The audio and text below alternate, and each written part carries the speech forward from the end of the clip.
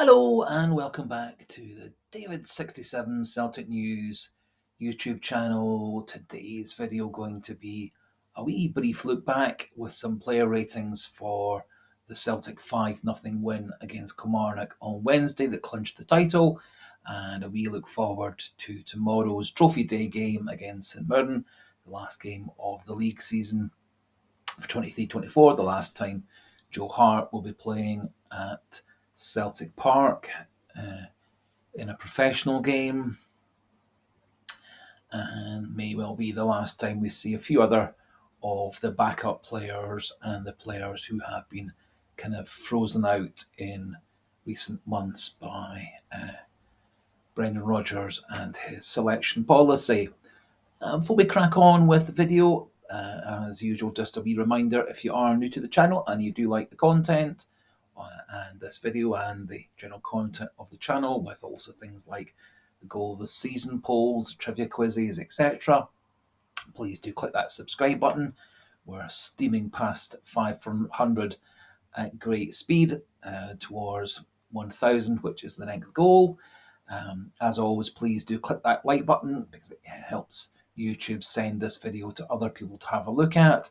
And as always, do feel free to pop your comments in regarding your thoughts regarding the game against St Mirren tomorrow. A wee bit of a look forward possibly to the cup final next weekend, and also the prediction of scores, lineup, and player ratings, etc. So, just a wee look back to the Celtic match against Kilmarnock. Obviously, a great performance. I think possibly Celtic's best performance of the season. We went to the fourth best team in Scotland, team that's given us a lot of problems this season, beating us twice and drawing with us once, and we thumped them 5-0. Could easily have been 8-9-0. It was one of those games. Goalie made a couple of good saves. We hit the bar. They hit the bar for us. So great performance. Everyone played well. I've done some player ratings. Now, I thought the subs didn't really have much of a chance to contribute. A few nice passes from Paolo Bernardo, a couple of nice runs from Nicholas Kuhn. Kyogo looked busy. Didn't really have a proper chance at goal. Tomoki Iwata came on and tidied things up nicely, and Luis Palma got a wee bit of a run out, and I thought he probably, of all the subs, was the one who had the most impact. A few nice crosses, a few nice passes, a few nice runs. Was nice and involved in the game, and did have a shot at goal that was blocked away late in the game. And so I've given for player ratings, Kyogo Furuhashi 6.5, Tomoki Iwata 6.5, Nicholas Kuhn 6.5, Paolo Bernardo 6.5. I've given Luis Palma 7. Just feel he was that wee bit more of a contribution. Looking at the starting players, I thought Greg Taylor had a good game. Liam Scales had a good game. Liam Scales got himself involved a few times actually in the attack. Nice shot that was tipped over the bar. A couple of times he looked threatening at corner kicks. I thought was Liam Scales' best game for quite a number of months. Carter Vickers, nice quiet game. Kept in control. Rarely did Kilmarnock cause us any bother. And so given 7s for Taylor, Scales, and CCV, and also given 7 for Joe Hart. He really had very little to do in the game. A few by kicks, a few rollouts, made a save in the move that was actually later deemed to be offside. Rather awkward save where he fumbled the ball, and then the rebound was scored but disallowed for offside. And apart from that, Hart had a quiet game. So, but giving him 7 out of 10 because everything he did well.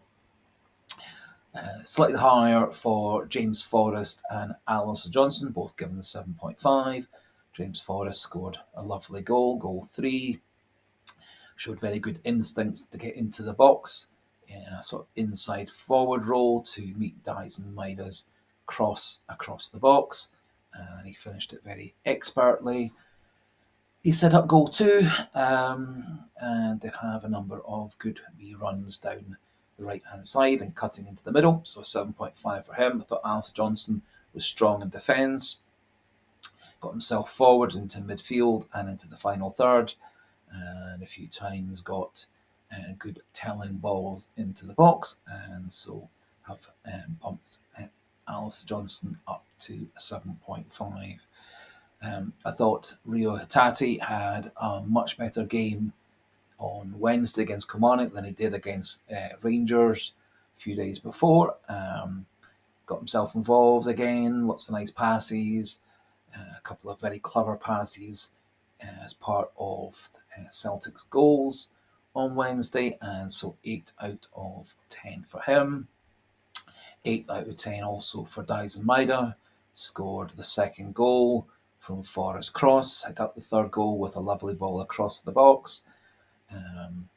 Was very busy up and down the left, cut himself into the box as well, which I think is going to be an important tactic against Rangers in the cup final, and hopefully he can replicate that sort of run and cross, pass and shooting skills in the Champions League next season, as his pace and great industry will be a challenge for any right-sided defender in the Champions League.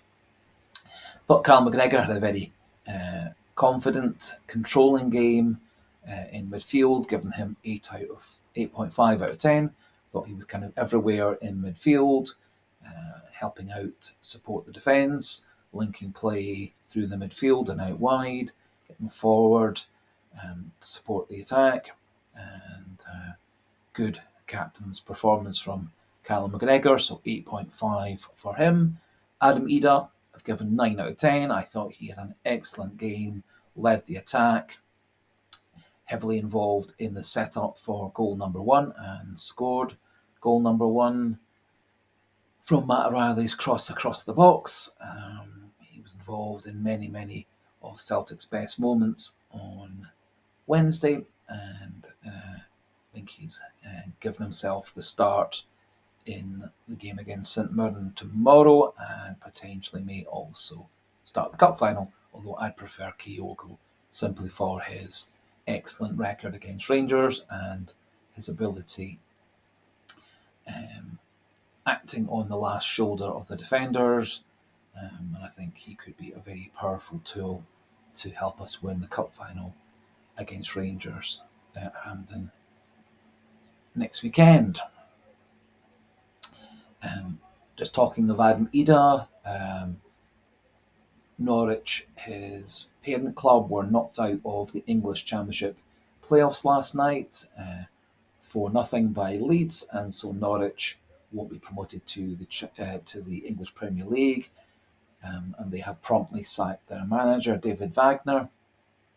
That might actually complicate whether Adam Ida is allowed to come to Celtic on transfer, or whether the new manager is looking to bring Ida back into the Norwich team with a view to securing promotion. It may also have implications for potential transfer of Angus Gunn, who has been linked to Celtic for next season by quite a number of sources and pundits and fan sites. And finally, man of the match, 10 out of 10 for Matt O'Reilly.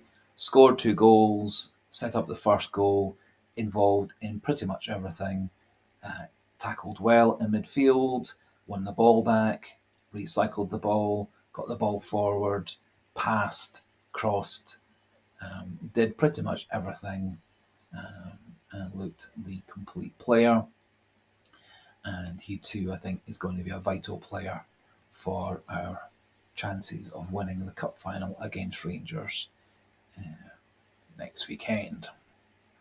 So, moving on to the game against St Mirren tomorrow, live on Sky. Celtic have a very good record against St Mirren in recent times. Over the last 10 games, 8 wins, 1 draw, 1 loss.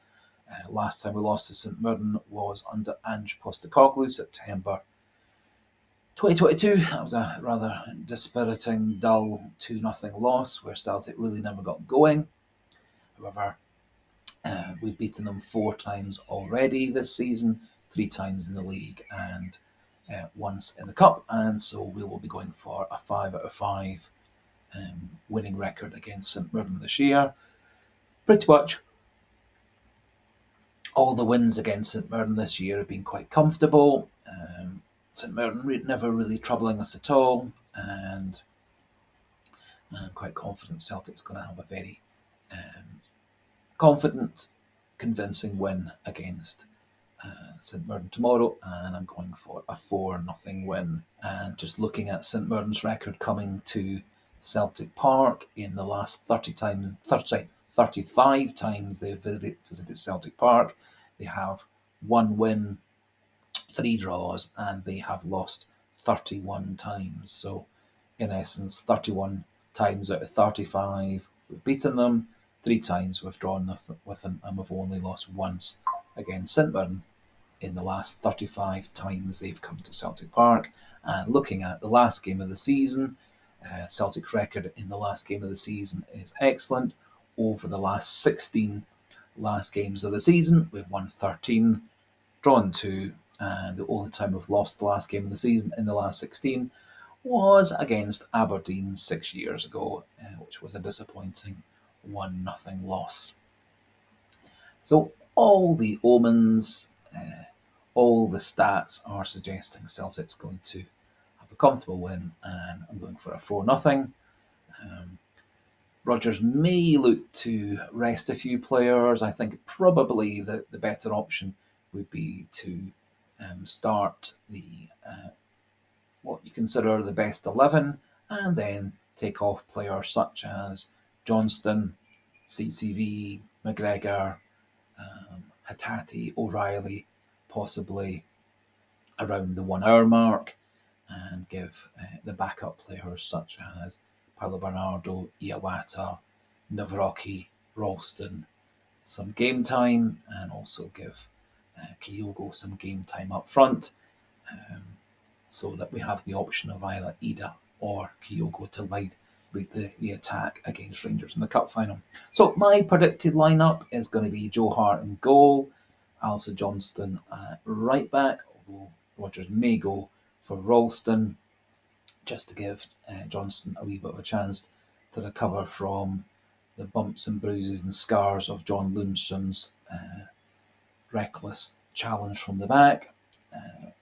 Going to go with Carter Vickers and Liam Scales in central defence, although likely after around an hour or so, bringing off Carter Vickers and popping Navrocki on. Left back Greg Taylor.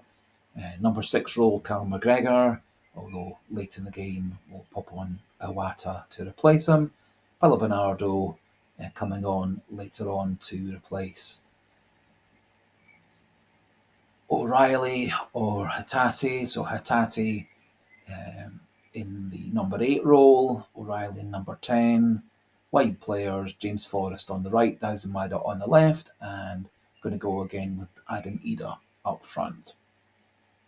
Although I expect Kyogo will come on late in the game to give them some game time leading into the cup final. I think James Forrest has played so well that he's undroppable, and similarly Dyson Maida.